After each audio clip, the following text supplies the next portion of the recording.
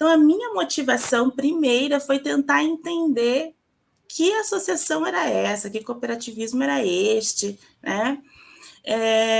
Tendo em vista as experiências que eu via desde o associativismo do bairro até o cooperativismo como uma pesquisa. Eu queria conhecer um pouquinho mais dessa tua história. Só no momento de você dizer que é professora de história, isso já me encanta, né? Porque a gente vem de uma parte acadêmica, então tudo é história, né? A gente, querendo ou não, a gente está o tempo todo reproduzindo marcas da nossa história. E eu queria saber um pouquinho mais de você, né? Essa relação sua com a sua pesquisa, enfim, no âmbito da inclusão, no âmbito do cooperativismo. Estou aqui super curiosa para conhecer um pouquinho mais desse teu trabalho fantástico. Então, Aline, eu sou graduada e pós-graduada em História, então a minha pesquisa toda, minha vida acadêmica está focada no cooperativismo, no associativismo. Eu me interessei nesse tema pela região mesmo, onde cresci, vivi, né? Sou do Vale da Região dos Sinos, aqui no Rio Grande do Sul, e é uma região onde a gente vai encontrar muitas experiências associativas cooperativas. É uma região de imigração. São Leopoldo é a cidade mais conhecida do Vale dos Sinos, berço da imigração alemã, né, como é conhecido no Brasil. Então, eu cresci nessa cidade. Então, a minha motivação primeira foi tentar entender que associação era essa, que cooperativismo era este, né? Tendo em vista as experiências que eu via desde o associativismo do bairro até o cooperativismo como uma pesquisa. Então, eu fui bolsista de iniciação científica na Unicinos, onde eu me graduei. Então, eu fui bolsista de iniciação científica da professora Marluza Arres, que estudava cooperativismo em comparação com a Argentina. Então, desde aí foi essa motivação. E depois, no mestrado, eu estudei a Sicredi pioneira, o Padre Amistad, nas memórias do Padre Amistad, e como a construção de imaginário e memória-afeto em relação à sua personalidade. E aí, no doutorado, eu trabalhei os princípios e a doutrina do cooperativismo na América Latina, a partir das duas experiências, Rio Grande do Sul e Argentina. Então, eu digo que o meu foco está nos princípios, na doutrina, numa educação cooperativista, questionando, se perguntando o tempo inteiro, né, como é que se dá essa relação ainda hoje. Muito legal.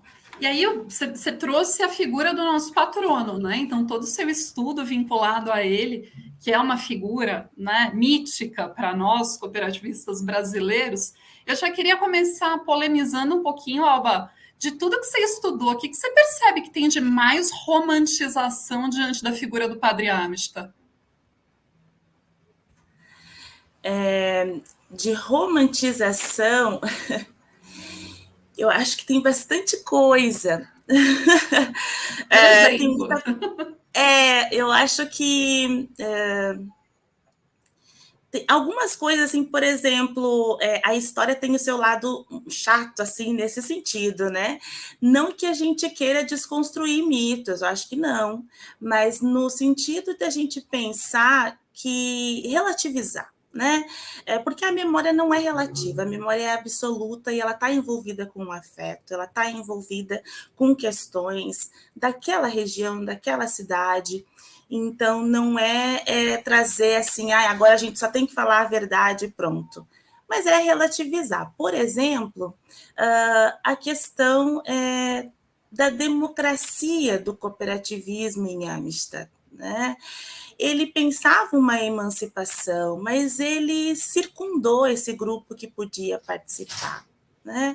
Quando ele diz nos documentos que tinham que ser católicos e que tinha que ser etnia alemã, que democracia que a gente está falando no Brasil, Rio Grande do Sul, né? No início do século XX?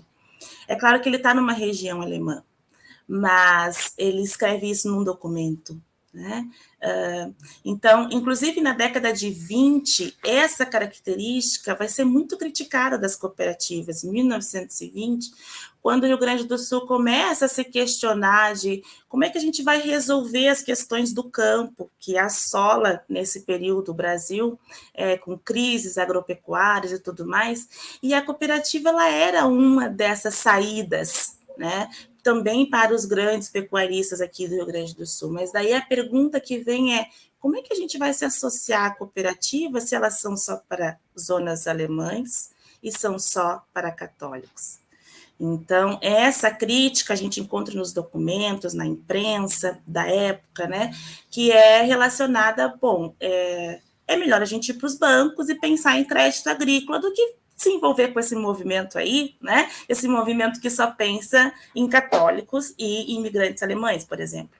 Então, eu acho que esse é um ponto que a gente precisa pensar em relação a que democracia que a gente está falando lá naquele período, e como é que a gente vê isso hoje, como é que a gente discute isso hoje, e se o cooperativismo está sendo inclusivo hoje, né? Que identidade cooperativa a gente está pensando hoje no Brasil, a partir do nosso patrono, que sim, teve muitas ideias boas e positivas, né? Tanto que a gente está aí até hoje, com a história do cooperativismo viva e forte, mas a gente precisa também relativizar e tecer algumas críticas naquele tempo, naquela época, né? Como é que se deu isso?